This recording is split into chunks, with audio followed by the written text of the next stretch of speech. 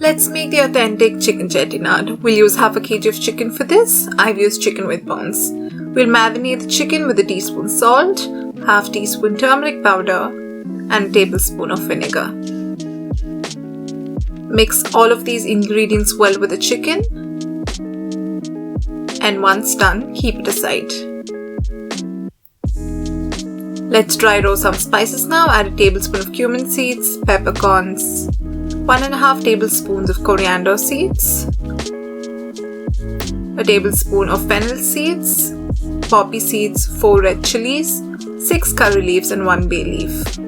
Roast all of these on a low flame for around a minute. If you want the gravy to be less spicy, add only half a tablespoon of peppercorns and 3 red chillis. Now add 1/4 cup of freshly grated coconut and continue roasting. Once the coconut smells good, turn off the flame and transfer to a plate. Once it cools, grind it and keep it aside. Now add 3 tablespoons of oil into a pan, and once the oil gets heated, add 3 cloves, a small cinnamon stick and 3 cardamoms.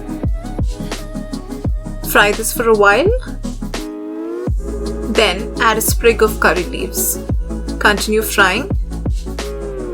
Then add a large finely chopped onion and saute this. After a minute, add 1 teaspoon of ginger garlic paste and continue frying. The onion should turn translucent and the pungent odor of the ginger garlic paste should disappear. Once that happens, add a tomato that is chopped. Continue stirring for a minute. Then add some salt as per your taste and 1/4 teaspoon of turmeric powder. Stir and cook. The tomato should turn mushy. Now turn the flame to a low and add the roasted ground masala that we kept aside. Mix well with the masala.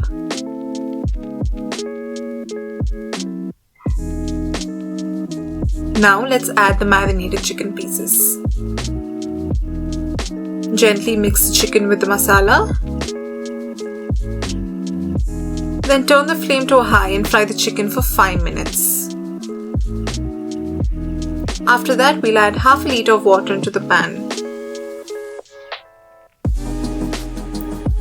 Give this a quick stir.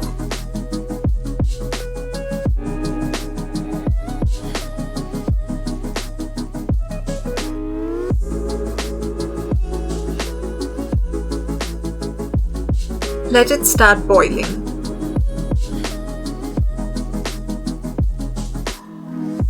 Then close it with a lid and let the chicken cook for 15 minutes or till you think it's done.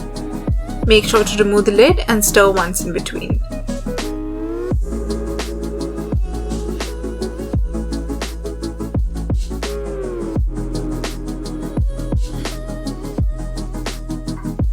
Chicken seems well cooked, so we'll reduce the flame to a low and remove the lid.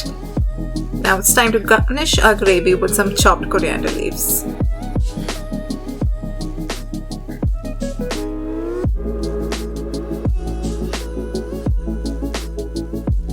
And lo!